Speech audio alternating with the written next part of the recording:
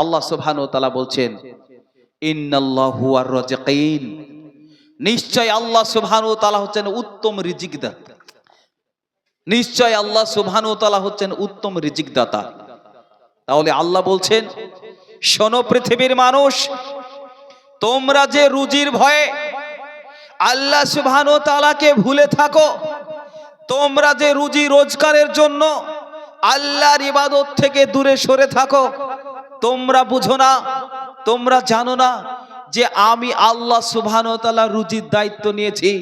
তোমাদের কোনো ভয় নাই, যথা সময়ে রুজি তোমাদের কাছে পৌঁছে যাবে। হাদিস বুখারী 6595। আল্লাহ রাসূল সাল্লাল্লাহু আলাইহি ওয়াসাল্লাম তিনি বলছেন, মানুষ যখন মায়ের গর্ভে আসে, মানুষের বয়স যখন পেটে 120 দিন হয়। আচ্ছা, 120 দিন সমান ক মাস? কথা বলুন। 120 দিন সমান 4 মাস। মানুষের পেটে আসার বয়স যখন 120 দিন হয়, মানে 4 মাস, রাসূল সাল্লাল্লাহু আলাইহি সাল্লাম বলছেন, তখন একজন ফেরেশতাকে নিযুক্ত করা হয়। ফেরেশতা আল্লাহ সুবহানাহু ওয়া তাআলাকে জিজ্ঞাসা করেন, আল্লাহ বলুন, এই যে মায়ের গর্ভে যে বাচ্চাটা, এটা ছেলে হবে নাকি মেয়ে হবে? আল্লাহ সুবহানাহু ওয়া তাআলাকে জিজ্ঞাসা করেন। খুবই গুরুত্বপূর্ণ হাদিস, একটু বোঝার চেষ্টা করেন। হতে পারে আজকের আলোচনা আপনার জীবনের পরিবর্তন বয়ে নিয়ে আসবে। মনে রাখবেন, কোরআন হাদিসের বাণী যদি আপনাকে পরিবর্তন করতে না পারে, তাহলে জানবেন পৃথিবীর কোনো কথা, কোনো বাণী আপনার জীবনকে পরিবর্তন করাতে পারে না। মনে রাখবেন, কোরআন এবং হাদিসের কথা যদি আপনার শুনতে ভালো না লাগে, তাহলে আপনার মনে অসুখ রয়েছে। এটা হচ্ছে অসুস্থ হৃদয়, এটা ভালো হৃদয় নয়। বোঝার চেষ্টা করুন হাদিসটি। রাসূল সাল্লাল্লাহু আলাইহি সাল্লাম বলছেন, মায়ের গর্ভে যখন বাচ্চার বয়স 4 মাস হয়, তখন আল্লাহ সুবহানাহু ওয়া তাআলা একজন ফেরেশতাকে নিযুক্ত করেন তার তাকদীর লেখার জন্য। ফেরেশতা জিজ্ঞাসা করে, আল্লাহ সুবহানাহু ওয়া তাআলা বলুন, ছেলে হবে না মেয়ে হবে? এরপরে জিজ্ঞাসা করেন, বলুন আল্লাহ সুবহানাহু ওয়া তাআলা, সে ভালো হবে না খারাপ হবে, জান্নাতি হবে নাকি জাহান্নামী হবে? এরপরে আল্লাহ সুবহানাহু ওয়া তাআলাকে জিজ্ঞাসা করবেন, বলুন এর রিজিক কতটা, এ কত কোটি টাকার মালিক হবে, এর ব্যাংক ব্যালেন্স কত হবে, এর রুজি রোজগারের মাধ্যম কি হবে, ডাক্তার হবে না ব্যারিস্টার হবে, ডাকাতে উকিল হবে না চোর হবে, এর রুজি রোজগারের ব্যবস্থাটা কি হবে, কত কোটি টাকার মালিক হবে? আল্লাহ সুবহানাহু ওয়া তাআলা আপনি বলুন এর হায়াত কতটা হবে? সম্মানিত উপস্থিতি, হাদিসটা দিয়ে আপনাকে আমি বোঝাতে চাইছি, আল্লাহ সুবহানাহু ওয়া তাআলা কোরআনে বলছেন যে রুজির দায়িত্ব আমার। শোনো পৃথিবীর মানুষ, তোমাদেরকে ইবাদতের জন্য আমি আল্লাহ সুবহানাহু ওয়া তাআলা সৃষ্টি করেছি। তোমাদেরকে একটি নির্দিষ্ট সময় দিয়েছি। তোমরা যতদিন পৃথিবীতে বাঁচবে, আমি আল্লাহ সুবহানাহু ওয়া তাআলা তোমাদের রুজির দায়িত্ব নিয়েছি। তোমরা না খেয়ে মরবে না, রুজি দেওয়ার দায়িত্ব আমার। রিজিকের ভয়ে এই কথা বলো না, আমি যদি 5 ওয়াক্ত সালাত আদায় করি আমার সময় কমে যাবে। থাক করে সালাত নামাজ, আমি রাত দিন 24 ঘন্টা শুধু কাজ আর কাজ করব, কাজ করে পৃথিবীতে আমি কোটিপতি হব। উক্ত হাদিস উল্লেখ করেছে। আল্লাহ রাসূল সাল্লাল্লাহু আলাইহি সাল্লাম বলছেন, ফেরেশতা বলবে, আল্লাহ সুবহানাহু ওয়া তাআলা বলুন, আমি লিখছি এই ছেলেটা কত কোটি টাকার মালিক হবে, এর ব্যাংক ব্যালেন্স কত হবে। ধরে নিন মায়ের গর্ভে লিখে দেওয়া হলো আপনি 5 লক্ষ টাকার মালিক হবেন পৃথিবীতে। আল্লাহর ইবাদত ছেড়ে, আল্লাহ সুবহানাহু ওয়া তাআলাকে ভুলে রাত দিন 24 ঘন্টা যদি 1 সেকেন্ড পরিশ্রম কম না করে, 24 ঘন্টা রাত দিন না ঘুমিয়ে যদি পরিশ্রম করেন, সকাল থেকে সন্ধ্যা পর্যন্ত ইনকাম করার জন্য যদি ছোটন্দ করতে চলতে থাকেন, 5 কোটি টাকার 5 লাখ টাকার 1 পয়সা আপনি সারা জীবনে বেশি ইনকাম করতে পারবেন না। এটাই ঠিক। মানুষ আমরা বুঝেই না। আসসালামু আলাইকুম। আপনারা কেউ চলে যাবেন না, আপনাদের জন্য আমরা অল্প কিছু খাবারের ব্যবস্থা করেছি। সকলেই সভা শেষ করে খেয়ে যাবেন। যদি আপনারা চলে যান তাহলে আমাদের খাবার অনেক নষ্ট হবে, তাই আপনাদের কাছে আবেদন, আপনারা কেউ চলে যাবেন না, সভা শেষ করে খাওয়া দাওয়া করে তারপরে যাবেন। আর যিনারা ভাবছেন যে হয়তো আমরা কিছু মসজিদে দান করব বা এই সভার উদ্দেশ্যে, স্টেজে এসে এখানে দান করে যাবেন। আসসালামু আলাইকুম। বলছিলাম কত কোটি টাকার মালিক হবেন ওটা পূর্ব থেকে নির্ধারিত, পৃথিবীতে আসার আগে সিলেক্টেড। মানুষ আমরা বুঝি না, আমরা মনে করি যত বেশি পরিশ্রম করব তত বেশি আমার রুজি রোজগার হবে। কথা ঠিকই। সূরা জুম্মা 62 নম্বর সূরা 10 নম্বর আয়াতে আল্লাহ সুবহানাহু ওয়া তাআলা বলেছেন, সালাত শেষে তোমরা আল্লাহর অনুগ্রহের জন্য জমিনে ছড়িয়ে পড়ো, রুজি রোজগারের জন্য জমিনে ছড়িয়ে পড়ো। আল্লাহ ঘুমিয়ে থাকতে বলেননি, আর এটাও বলেননি যে আল্লাহ সুবহানাহু ওয়া তাআলার ইবাদত ছেড়ে, আল্লাহ সুবহানাহু ওয়া তাআলাকে ভুলে গিয়ে রাত দিন 24 ঘন্টা শুধু রুজি আর রুজির টাকা পয়সা ইনকামের জন্য ছুটে থাকো।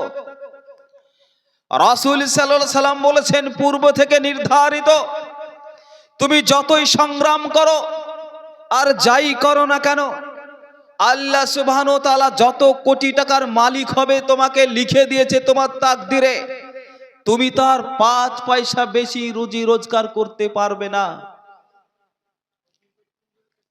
আল্লাহ সুবহানাহু ওয়া তাআলা তিনি বলেন সূরা জুম্মা 62 নম্বর সূরার 9 নম্বর আয়াতে, ইয়া আইয়ুহাল্লাযীনা আমানু ইযা নুদিয়া লিস-সালাতি মিন ইয়াউমিল জুমআ, হে পৃথিবীর মুমিনগণ, যখন জুম্মার দিনে সালাতের জন্য তোমাদেরকে আহ্বান করা হয়, ফাসআউ ইলা যিকরিল্লাহ, তখন তোমরা আল্লাহ সুবহানাহু ওয়া তাআলার জিকিরের জন্য ধাপিত হও।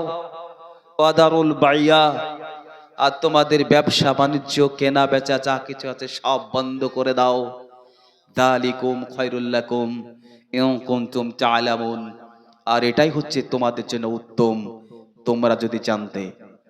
আমি উক্ত আয়াত দিয়ে বোঝাতে চাইছি, আল্লাহ বলছেন তোমরা যারা নিজেদেরকে মুমিন দাবি করছো, যারা মনে করছো তুমি মুমিন, তোমাদের উদ্দেশ্যে আমি আল্লাহ সুবহানাহু ওয়া তাআলা বলছি, যখন জুম্মার দিন নামাজের জন্য তোমাদেরকে ডাকা হয়, তখন ব্যবসা বাণিজ্য কাজকর্ম যা কিছু আছে পৃথিবীর সমস্ত কাজকর্মকে ফেলে আল্লাহ সুবহানাহু ওয়া তাআলার ইবাদতের জন্য ধাপিত হও।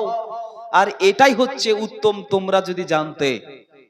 আল্লাহ সুবহানাহু ওয়া তাআলা এই কথা শেষে কেন বললেন?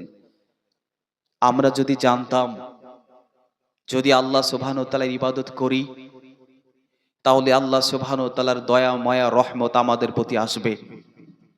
কিন্তু জুম্মার দিন কি ঘটে? ইমাম সাহেব খুতবা শুরু করেছেন, আসার কোনো কথা নেই। ইমাম সাহেব নামাজ শুরু করবেন, তার কয়েক মিনিটে আগে তাড়াহুড়া করে ঢুকছেন। উনি বুঝাতে চাইছেন আল্লাহ সুবহানাহু ওয়া তাআলা, আমি ব্যস্ত মানুষ, আমার এত কাজ, আমি কাজ নিয়ে ব্যস্ত হয়ে গেছি, আল্লাহ সুবহানাহু ওয়া তাআলার ইবাদত করার জন্য আমার কোনো সময় নেই। আল্লাহকে বোঝাতে চাইছেন যে আমি এত ব্যস্ত যে আল্লাহর ইবাদত করার সময় আমার হাতে নেই। অথচ আল্লাহ সুবহানাহু ওয়া তাআলা বলছেন, যারা তোমরা নিজেকে মুমিন দাবি করছো, আল্লাহর জিকিরের জন্য ধাপিত হও যথা সময়ে। জুম্মার দিনে দেখবেন, জুম্মার দিন কাজকর্ম খুব বেশি হয়। আপনার হয়তো মুদিখানার দোকান রয়েছে, যখন জুম্মাতে আসবেন সেই সময় কাস্টমার, এত কাস্টমার, তা আপনি ভাবছেন এই কাস্টমার গুলোকে দিয়ে দিই, এরপরে যাব, এই দিয়ে দিই, একটু পরে গেলেই বা কি হবে? আমার কাস্টমার যদি চলে যায় আজকের ইনকামটা কমে যাবে। ওরে অজ্ঞ মানুষ, কোরআন এবং হাদিস দিয়ে বোঝাতে চাইছি, ওই কেনা বেচাটা যদি বন্ধ করে দেন তাও আপনি 5 লক্ষ টাকারই মালিক হবেন। যদি আপনি শুয়েও থাকেন 5 লক্ষ টাকার মালিক হবেন। যদি কেনা বেচা কম করেন 5 লক্ষ টাকার মালিক হবেন। ওটা আল্লাহ পূর্ব থেকে লিখে দিয়েছে, আপনাকে কি দিয়ে বোঝায়? আরে আপনি বুঝতেই পারছেন না কথা। অথচ আমরা রুজির ভয়ে এই কাজটা করে থাকি। সূরা জুম্মা 62 নম্বর সূরার 11 নম্বর আয়াত আল্লাহ সুবহানাহু ওয়া তাআলা এতে বলছেন যে যখন তারা ব্যবসায়িক লোক দেখে, খেলতামেশা দেখে, তখন তারা তোমাকে দাঁড়ানো অবস্থায় তার দিকে ছুটে যায়। হে নবী, তাদেরকে বলুন তারা যে কারণে ছুটে যায়, যে ব্যবসা বাণিজ্যের জন্য ছুটে যায়, খেলতামেশার জন্য ছুটে যায়, আপনি তাদেরকে বলুন তার চাইতে উত্তম ব্যবসা আল্লাহ সুবহানাহু ওয়া তাআলার কাছে রয়েছে। আর আল্লাহ সুবহানাহু ওয়া তাআলা হচ্ছেন উত্তম রিজিক দাতা। এটা আল্লাহ বলছেন। এই আয়াতটা কখন নাযিল হয়েছে জানেন? সূরা জুম্মা 62 নম্বর সূরার 11 নম্বর আয়াত। এই আয়াতে তাফসীরে বুখারী অধ্যায়ে এসেছে যে আল্লাহ রাসূল সাল্লাল্লাহু আলাইহি সাল্লাম জুম্মার দিনে খুতবা দিচ্ছিলেন। তো তিনি দাঁড়িয়ে দাঁড়িয়ে খুতবা দিচ্ছেন। খুতবা চলাকালীন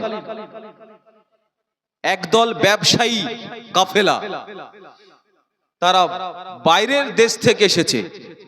যখনই শুনলো যে বাইরে থেকে ব্যবসায়ী একটা দল এসেছে, স্বয়ং রাসূল সাল্লাল্লাহু আলাইহি সাল্লাম তিনি দাঁড়িয়ে দাঁড়িয়ে খুতবা দিচ্ছেন। খুতবা তিনি দিচ্ছেন, খুতবা চলাকালীন মাত্র 12 জন লোক সেদিন ছিল, বাদ বাকি সমস্ত লোক ওই ব্যবসায়ীর দিকে ছুটে চলে গেল। আল্লাহ সুবহানাহু ওয়া তাআলা সঙ্গে সঙ্গে আয়াত নাজিল করলেন। আয়াত নাজিল করে বললেন যে যারা তোমরা ব্যবসায়ী লোকদের দেখে, খেলতামেশা দেখে তোমাকে দাঁড় করানো অবস্থায় ছুটে যায়, হে রাসূল আপনি তাদেরকে বলুন যে ওর চাইতে আল্লাহ সুবহানাহু ওয়া তাআলার কাছে উত্তম জিনিস রয়েছে, উত্তম রিজিক রয়েছে। আর আল্লাহ সুবহানাহু ওয়া তাআলা হচ্ছে আল্লাহু খায়রুর রাজিকিন। আর আল্লাহ সুবহানাহু ওয়া তাআলা হচ্ছে উত্তম রিজিক দাতা। আপনি ব্যবসার জন্য জুম্মার সালাত আদায় করতে দেরি করছেন, আপনার জেনে রাখা উচিত ছিল, আপনার উচিত ছিল যে আল্লাহ তো আমার তাকদিরে মেরে দিয়েছে, আমি কত কোটি টাকার মালিক হব। এই দোকানদার আমি যদি দোকানটা এখন বন্ধ করে দিই তাহলে বরং আল্লাহ খুশি হবে। ওতে করে আপনি 5 পয়সা রুজি বেশি ইনকাম করতে পারবেন না।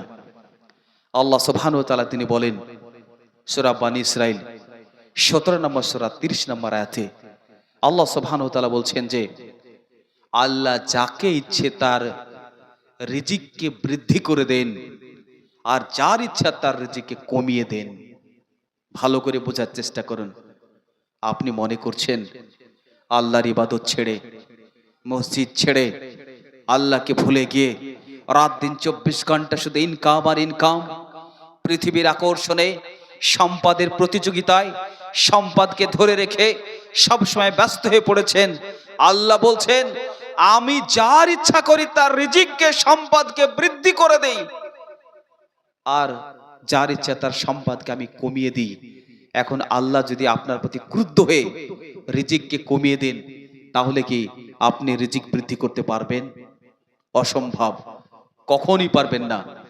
আল্লাহ সুবহানাহু ওয়া তাআলা অন্য আয়াতে বলেন সূরা আনকাবুত 29 নম্বর সূরা 60 নম্বর আয়াতে আল্লাহ সুবহানাহু ওয়া তাআলা আয়াতে বলছেন যে পৃথিবীতে এমন কিছু জীবজন্তু রয়েছে যারা রুজি সংগ্রহ করতে পারে না, যারা রুজি বহন করতেও পারে না, তাদেরকে রিজিক দেয় কে? তাদেরকে রিজিক দেয় আমি আল্লাহ সুবহানাহু ওয়া তাআলা। আমি তোমাদেরকেও রিজিক দিই। ভালো করে বোঝার চেষ্টা করুন। যদি ঘুমিয়ে যান আজকের অর্থ আপনি বুঝতে পারবেন না। সবসময় আপনার মনের মধ্যে একটা কাজ করছে, ইবাদত, ব্যবসা বাদ দিয়ে? এটা কি সম্ভব? পৃথিবীর মানুষ আমার বাড়ির পাশে এত সুন্দর বাড়ি দিয়েছে, ও তো 5 তলার মালিক, তার বাড়িতে একটা গাড়ি রয়েছে, 4 চাকা গাড়ি রয়েছে, আমি তো সাইকেলে চাপি। তো আমি এইসব দেখে আমি তো থামতে পারি না। আমি কিভাবে আল্লাহর ইবাদত করব এত সুন্দর ব্যবসা বাণিজ্য বন্ধ করে? আপনার ধারণাটাই ভুল। তাকে হয়তো আল্লাহ সুবহানাহু ওয়া তাআলা কোটিপতির তাকদির থেকে লিখে দিয়েছে। ওকে যে আল্লাহ সুবহানাহু ওয়া তাআলা ধনী করেছেন, ওটা পরীক্ষার জন্য। আপনাকে যে আল্লাহ সুবহানাহু ওয়া তাআলা গরিব করেছেন, ওটা পরীক্ষার জন্য। আপনাকে পরীক্ষা করছে গরিব থাকা অবস্থায় আল্লাহ সুবহানাহু ওয়া তাআলাকে কিভাবে আপনি দেখছেন। যাকে কোটিপতি বানিয়েছেন, আল্লাহ সুবহানাহু ওয়া তাআলা তাকে কোটিপতি বানিয়ে পরীক্ষা করছেন যে সে কোটিপতি হয়ে পৃথিবীর মানুষকে কেমন মনে করছে। সে কি নিজেকে সবচাইতে ক্ষমতাশালী মনে করছে? সে কি আল্লাহর কথা ভুলে যাচ্ছে? পৃথিবীর ছোট মানুষগুলোকে হেয় মনে করছে, অপমানিত মনে করছে। অর্থটা তার কোন রাস্তায় ব্যয় করছে, আল্লাহর রাস্তায় নাকি খারাপ রাস্তায়? ধনী করে তাকে পরীক্ষা করছে। আপনি ভয় পাবেন না। পৃথিবীর মানুষ যতদিন আমরা পৃথিবীতে বেঁচে আছি, আমরা এক্সাম হলে রয়েছি, পরীক্ষার হলে রয়েছে। আল্লাহ সুবহানাহু ওয়া তাআলা আমাদেরকে পরীক্ষা করছেন, কাউকে গরিব করে, কাউকে প্যারালাইসিস করে, কাউকে এক চোখ কানা করে, কাউকে দারুণ চেহারা দিয়ে, কাউকে পৃথিবীতে সায়েন্টিস্ট করে, কাউকে পৃথিবীতে ডাক্তার করে, কাউকে পৃথিবীতে ব্যারিস্টার করে। যত কোয়ালিটির আল্লাহ সুবহানাহু ওয়া তাআলা মানুষকে বানিয়েছেন, তার মধ্য দিয়ে তাকে পরীক্ষা করছেন। আমরা এক্সাম হলে রয়েছি, পরীক্ষার হলে রয়েছি।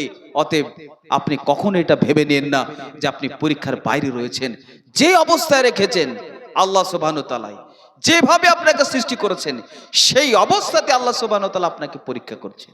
আল্লাহ বলছেন, শোনো পৃথিবীর মানুষ, পৃথিবীতে এমন কিছু জীবজন্তু রয়েছে যারা খাবার সংগ্রহ করতে পারে না। তাদেরকে খাবার দেয় কে? তাদেরকে খাবার দিই আমি আল্লাহ। তোমাদেরকেও খাবার দিই আমি আল্লাহ সুবহানাহু ওয়া তাআলা। আপনি রুজির ভয়ে কেন আল্লাহর ইবাদত করছেন না? রুজির জন্য কেন ভয় পাচ্ছেন? কি কারণে ভয় পাচ্ছেন? এর একটাই কারণ যে আল্লাহ সুবহানাহু ওয়া তাআলা যে রিজিকের দায়িত্ব নিয়েছেন, এটা আমরা মানতে পারি না, এটা বিশ্বাস করতে পারি না। আচ্ছা বলুন তো, মায়ের গর্ভে যে বাচ্চা থাকে, এই বাচ্চাকে খাবার দেয় কে বলুন? বলুন, আল্লাহ সুবহানাহু ওয়া তাআলা। আমরা দিই না তো? আমরা কি তাকে খাওয়াতে পারি? খাওয়াতে পারি না। আল্লাহ সুবহানাহু ওয়া তাআলা তিনি দেন। এই যে আল্লাহ বললেন যে পৃথিবীতে এমন কিছু জীব রয়েছে যারা খাবার সংগ্রহ করতে পারে না। মায়ের গর্ভে একটা বাচ্চা, সে কি খাবার সংগ্রহ করতে পারে? কখনোই পারে না। খাবারের ব্যবস্থা করলো কে? আল্লাহ সুবহানাহু ওয়া তাআলা। তাহলে মায়ের গর্ভের ওই বাচ্চাকে যদি আল্লাহ সুবহানাহু ওয়া তাআলা খাবার দিতে পারে, এই যে আপনার দুটো বাচ্চা আছে, 3 নম্বর একটা বাচ্চা এসেছে, তো আপনি মনে মনে ভাবছেন এই বাচ্চাকে পৃথিবীতে আসতে দেওয়া যাবে না, ওষুধ খেয়ে তাকে হত্যা করে দাও। ভাবেন না? ভাবেন না? কথা বলুন। এই কাজ কেউ করেছে কি? কিন্তু হয়তো লজ্জা পাচ্ছে। কিন্তু একটাই ভয়, আমরা নিজ কানে শুনি, আমরা বলি কি যে আমার তো দুটো বাচ্চা রয়েছে, 3 নম্বর বাচ্চা যদি আসে তাহলে আমি তাকে কিভাবে খেতে দেব? আপনি কি ওই বাচ্চাটা রুজির দায়িত্ব আপনার? ধরুন আপনার যে দুটো বাচ্চা রয়েছে, এখন যদি আপনি মারা যান তাহলে বাচ্চা দুটো কি খেতে পাবে না? সে কি না খেয়ে মারা যাবে? এত চিন্তা করুন আপনার সন্তানের জন্য। আপনার সন্তানের দায়িত্ব তো আল্লাহ সুবহানাহু ওয়া তাআলার, রুজির দায়িত্ব আল্লাহ সুবহানাহু ওয়া তাআলার। যে বাচ্চাটাকে আপনি হত্যা করার জন্য পরিকল্পনা করছেন, আপনি কি জানেন তার তাকদিরে কি রয়েছে? এটাও তো হতে পারে যে আল্লাহ সুবহানাহু ওয়া তাআলা তার তাকদিরে লিখে দিয়েছে সে বড় ব্যারিস্টার হবে, লাখ লাখ টাকা ইনকাম করবে। তো আপনি কি করে বুঝলেন যে ওই বাচ্চাকে আপনি খেতে দিতে পারবেন না? কিভাবে সিদ্ধান্ত নিলেন? আপনি কিভাবে বুঝলেন যে ওই বাচ্চাটা আপনাকে আরো ক্ষতি করবে? কোন চিন্তা ভাবনায় সিদ্ধান্ত নিলেন? আপনি কিভাবে বুঝতে পারলেন যে ওই কাঁচাকচি বাচ্চাটা যে বাচ্চা পৃথিবীতে এখন আসেনি, তার তাকদিরে আল্লাহ সুবহানাহু ওয়া তাআলা কি লিখে দিয়েছে? সে তো হতে পারে বড় ব্যারিস্টার, হতে পারে বড় উকিল, হতে পারে পৃথিবীর অথবা কোন একটা রাষ্ট্রের বড় নেতা, যে কোটি কোটি টাকা ইনকাম করবে। তার তৈরি করা টাকার মাধ্যমে আল্লাহ সুবহানাহু ওয়া তাআলা আপনার রুজিটাও চালিয়ে দিবেন। আপনি কি করে বুঝলেন? কেনই সিদ্ধান্ত নিলেন? কিভাবে বুঝলেন যে ওই বাচ্চাটা আসলে আপনার বাড়িতে অভাব দেখা দেবে?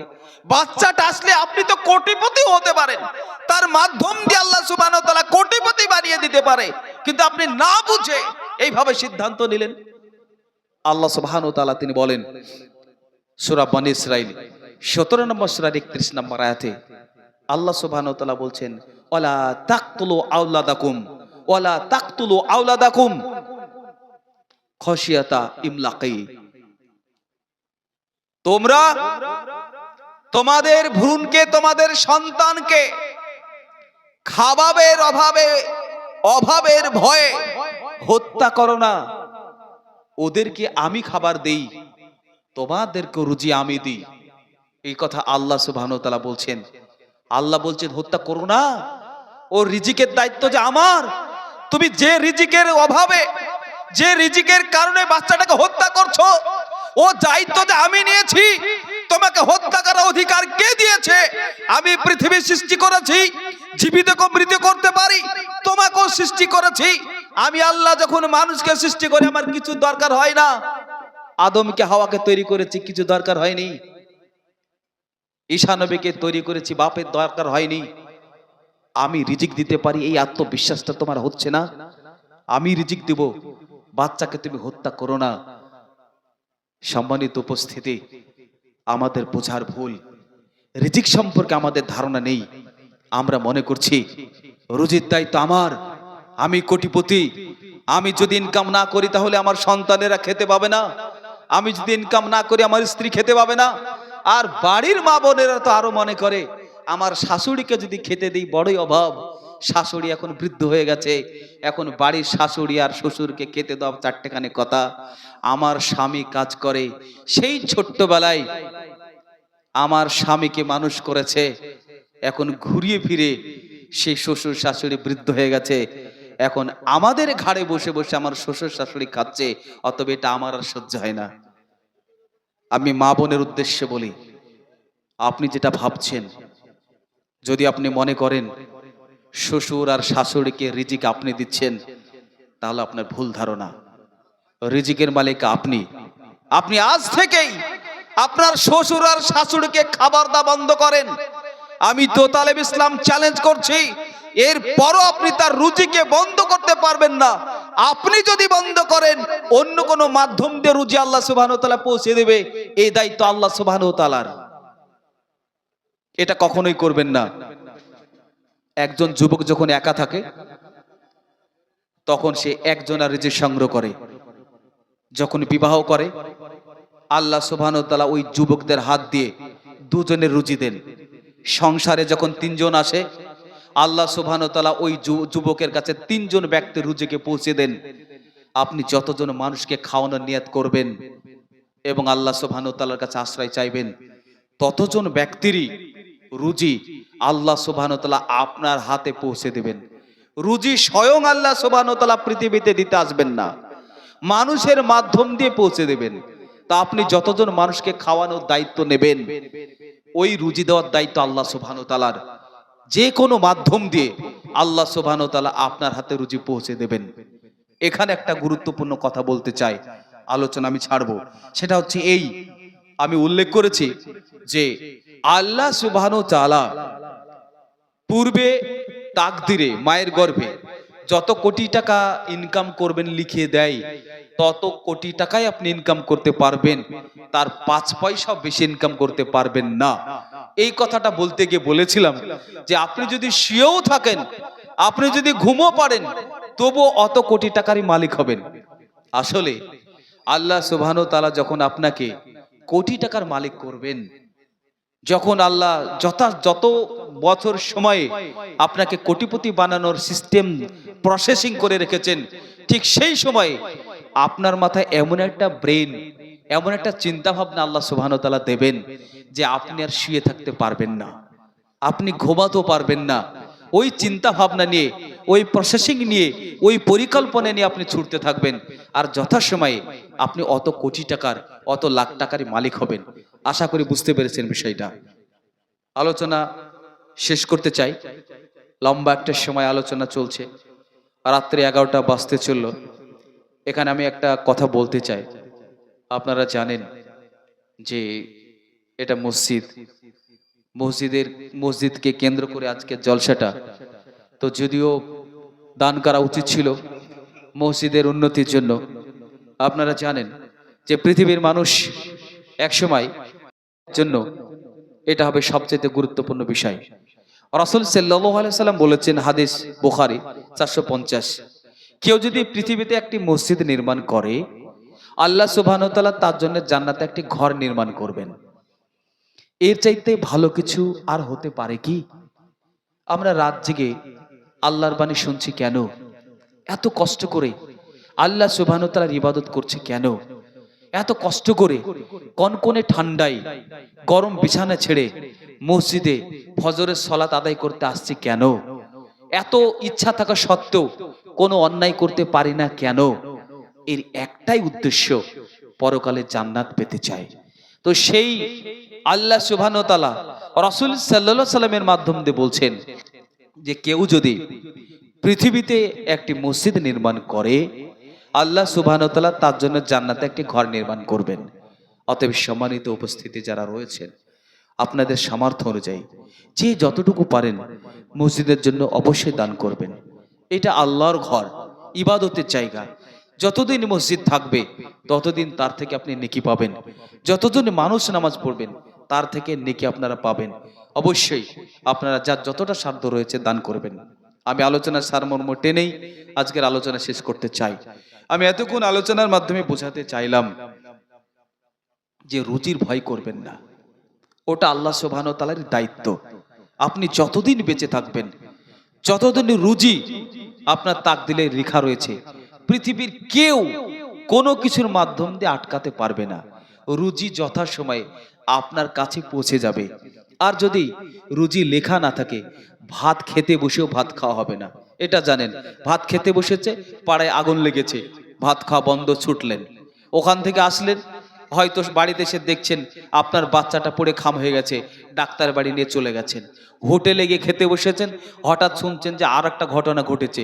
এইভাবে গোটা দিন যদি আপনার রুজি তাকদিরে আল্লাহ সুবহানাহু ওয়া তাআলা না লিখে, তাহলে গোটা দিন বিভিন্ন মাধ্যম দিয়ে চলে যাবে। আপনি রুজি আপনার ভাগ্যে হবে না, খেতে পারবেন না। আর রুজি যদি থাকে, যেন তেন প্রকারে আপনি খাবেনই, কেউ আটকাতে পারবে না। অতএব রুজির মালিক আল্লাহ, ইবাদতের মালিকও আল্লাহ, ইবাদতের যোগ্য আল্লাহ। তো আল্লাহর ইবাদত করুন, রিজিক আপনার বাড়িয়ে দেবেন। আর একটা হাদিস বলে আলোচনা শেষ করব। হাদিস মিশকাত 5172। আল্লাহ রাসূল সাল্লাল্লাহু আলাইহি সাল্লাম তিনি বলেছেন, যদি কোনো আদম সন্তান আল্লাহর ইবাদত করার জন্য সময় ব্যয় করে, আল্লাহর ইবাদত করে, তাহলে আল্লাহ সুবহানাহু ওয়া তাআলা তার মনকে ঐশ্বর্যে পরিপূর্ণ করে দেবেন। আলহামদুলিল্লাহ, কোন একজন ভাই 500 টাকা মসজিদকে দান করেছেন। এইভাবে দোয়া করা উচিত না। তারপরে বলি যে আল্লাহ সুবহানাহু ওয়া তাআলা তার বালা মুসিবত দূর করে দেন। তার যদি কেউ পৃথিবী থেকে চলে যায়, কোনো আপনজন, আল্লাহ সুবহানাহু ওয়া তাআলা তাকে যেন জান্নাতবাসী করেন। যে পাপগুলো ক্ষমার যোগ্য সেগুলোকে ক্ষমা করে, এবং সে যদি পড়ুয়া হয়, রানিং পড়াশোনা করে, তার জন্য দোয়া করি যে আল্লাহ সুবহানাহু ওয়া তাআলা তাকে যেন একটা বড় কোনো জায়গায় পৌঁছে দেন, আমিন। যে হাদিসটা বলছিলাম, যে রাসূল সাল্লাল্লাহু আলাইহি সাল্লাম বলছেন, যদি কোনো আদম সন্তান, পৃথিবীর কোনো মানুষ আল্লাহর ইবাদত করার জন্য সময় ব্যয় করে, তাহলে আল্লাহ সুবহানাহু ওয়া তাআলা তার মনকে ঐশ্বর্যে পরিপূর্ণ করে দেবেন, আর তার কোনো অভাব রাখবেন না। ভালো করে বোঝার চেষ্টা করুন। তাহলে ইবাদত যদি করেন, রুজির মালিককে আল্লাহ সুবহানাহু ওয়া তাআলা, ওই আল্লাহই বলছেন রাসূল সাল্লাল্লাহু আলাইহি সাল্লামের মাধ্যম দিয়ে, যদি কেউ আল্লাহর ইবাদত করে তাহলে আল্লাহ তার মনকে ঐশ্বর্যে পরিপূর্ণ করে দেবেন, আর তার কোনো অভাবই রাখবেন না, কোনো অভাব নেই। পক্ষান্তরে বলছে, যদি কোনো আদম সন্তান আল্লাহর ইবাদত করার জন্য কোনো সময় ব্যয় না করে, আমি আল্লাহ তাকে এমন ভাবে পৃথিবীতে ব্যস্ত করে রাখবো, ব্যস্ত আর ব্যস্ত, ব্যস্ত আর ব্যস্ত, তার বসে থাকার কোনো অবসর নেই, কোনো সময় নেই, আর তার কোনো দিন অভাব মিটবে না, তার অভাব লেগেই থাকবে, লেগেই থাকবে। বলে শোনেন না, কি বলবো, রাত্রি 3টের সময় উঠেছি, গাড়ি ছেড়েছি, এত কুইন্টাল পাট গেল, মাঠে মেশিন চলছে, আমি দম পাচ্ছি না, আমার 2টো সন্তান রয়েছে, বসে বসে গিলে সকাল থেকে সন্ধ্যা পর্যন্ত শুধু ছুটতে হয়, ছুটতে হয়, আমি ব্যস্ত হয়ে গেলাম, ক্লান্ত হয়ে গেলাম, আমার বসে থাকার কোনো সময় নেই, এত ব্যস্ত, এত ব্যস্ত, এরপর তার অভাবও যায় না। এমন মানুষ আছে না নেই? আপনারাই দেখতে পাচ্ছেন। অথচ একজন আলেম মানুষ মাত্র 4000 টাকা ইমামতি করে অনেক সময়, এরপরও 4000 টাকা আল্লাহ সুবহানাহু ওয়া তাআলা এত বরকত যে তার 4000 টাকাতেই আরাম করে চলে যায়। স্কুলের হেডমাস্টার 80-90 হাজার টাকা তার স্যালারি মাসে, অথচ তার লোন নেই, এতে ওতে জর্জরিত, ব্যস্ত আর ব্যস্ত, আর অভাবে শুধু নাকে কাঁদে। আমি যে 90,000 টাকা মাসে স্যালারি পাই, এরপরও বেতনে এতে ওতে আমি আর সুদে শেষ হয়ে গেলাম, অভাব আর অভাব, অভাব আর অভাব। 99% মানুষ যারা শিক্ষক শুধু নাকে কাঁদে, প্যান প্যান প্যান প্যান করে, এত অভাব, অথচ তার এত স্যালারি। বাড়ি করেছে লোন নিয়ে, এটা করেছে লোন নিয়ে, শুধু লোন আর লোন, লোন আর লোন, আর শুধু ঋণ আর ঋণ, আর অভাব আর অভাব, ওদের অভাবই বলে যায় না। ওই তো আল্লাহ তারা ইবাদত করে না, ইবাদতের জন্য সময় দেয় না, তার জন্য আল্লাহ তার অভাবই রাখছে, শুধু অভাব আর অভাব, অভাব আর অভাব। আর যে ব্যক্তি আল্লাহ সুবহানাহু ওয়া তাআলার ইবাদত করবে, ইনশাআল্লাহ তার মনও ভালো থাকবে, আর তার কোনো অভাবও আল্লাহ রাখবেন না। ইনশাআল্লাহ আমরা চেষ্টা করব আল্লাহর ইবাদত করা, আর রিজিকের দায়িত্ব যে আল্লাহ সুবহানাহু ওয়া তাআলার, এটা আমরা মানব এবং বিশ্বাস করব। রুজির ভাই কখনো করবেন না, ইনশাআল্লাহ।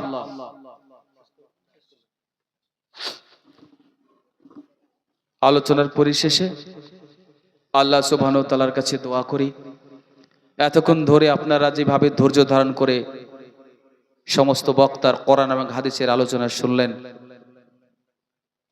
আল্লাহ সুবহানাহু ওয়া তাআলা, আল্লাহ রাসূল সাল্লাল্লাহু আলাইহি ওয়াসাল্লামের হাদিস রয়েছে যে একদল ফেরেশতা আসে, তারা পৃথিবীতে ঘোরাঘুরি করতে থাকে যে কোথায় আল্লাহ সুবহানাহু ওয়া তাআলার কথা আলোচনা হচ্ছে। আজও ফেরেশতায় ভর্তি রয়েছে। এই ফেরেশতারা আল্লাহর কাছে রিপোর্ট করে যে আল্লাহ সুবহানাহু ওয়া তাআলা, একজন মানুষ আপনার কথা আলোচনা করছে, অনেকগুলো মানুষ বসে আছে। আল্লাহ জিজ্ঞাসা করবে, আমাকে কি তারা দেখেছে? তো না। আর কি করছে? তো জান্নাতের কথা যখন বক্তা আলোচনা করছে, তারা পাওয়ার জন্য মানে খুব আনন্দিত করছে। তো জান্নাত কি তারা দেখেছে? না, দেখেনি। যদি দেখতো, পাওয়ার জন্য তারা সংগ্রাম করত। আর যখন জাহান্নামের কথা শুনছে, তারা ভয় করছে। জাহান্নাম কি দেখেছে? তো না। যদি দেখতো, তাহলে ভয়ে তারা সব পাপ থেকে দূরে থাকতো। তো আল্লাহ সুবহানাহু ওয়া তাআলা বলবেন যে বা যারা যে উদ্দেশ্যে আসুক না কেন, তাদের সমস্ত পাপকে আমি আল্লাহ ক্ষমা করে দিলাম। তার মানে আজকে আপনার এখান থেকে নিষ্পাপ হয়ে বেরিয়ে যাচ্ছেন। এটা এমন একটা মহামূল্যবান সভা। ওগো আল্লাহ সুবহানাহু ওয়া তাআলা, আপনার দরবারে দোয়া পেশ করি, যদি আলোচনার মাঝে আমার অজান্তে আপনার বিরুদ্ধে অথবা কোরআন হাদিসের বিরুদ্ধে কোনো কথা যায়, আমি ক্ষমা চাচ্ছি, আপনি আমায় ক্ষমা করুন, আমিন। আল্লাহ সুবহানাহু ওয়া তাআলা এলাকার মানুষকে কোরআন এবং হাদিস বোঝার জন্য জ্ঞান দান করুন, আমিন। আল্লাহ সুবহানাহু ওয়া তাআলা এলাকার মানুষ কোনো ভেদাভেদ ছাড়াই কাঁধে কাঁধ মিলে সবাই সবাইকে ভাই ভাই ভ্রাতৃত্ব বোধ রেখে যেন চলাচল করতে পারে, একজন আরেকজনের সঙ্গে যাতে ভুল ভুলাবুঝি করে যাতে মরদ্বন্দ্ব না হয়। আল্লাহ সুবহানাহু ওয়া তাআলা আপনি সব পারেন, মানুষের মনের ভিতরে ঐক্যতা, একটা সম্প্রীতি সৃষ্টি করে দেন, যাতে করে এলাকার মানুষ, টোটাল ভারতবর্ষের মুসলিম জাতি যাতে কাঁধে কাঁধ মিলে এক জায়গায় বসবাস করতে পারে, আমিন। আল্লাহ সুবহানাহু ওয়া তাআলা এলাকার মানুষ যারা দীর্ঘদিন ধরে অসুস্থ রয়েছে, আপনি ডাক্তারের ডাক্তার, আপনি যদি মানুষকে সুস্থতা দান করুন, সুস্থতা দান করেন, সঙ্গে সঙ্গে মানুষ সুস্থতা হয়ে যাবে। ওগো আল্লাহ সুবহানাহু ওয়া তাআলা সেসব মানুষগুলোকে আপনি সুস্থতা দান করুন, আমিন। যারা পৃথিবী থেকে চলে গেছে, যাদেরকে ক্ষমার যোগ্য, তাদেরকে ক্ষমা করে জান্নাতবাসী করুন, আমিন।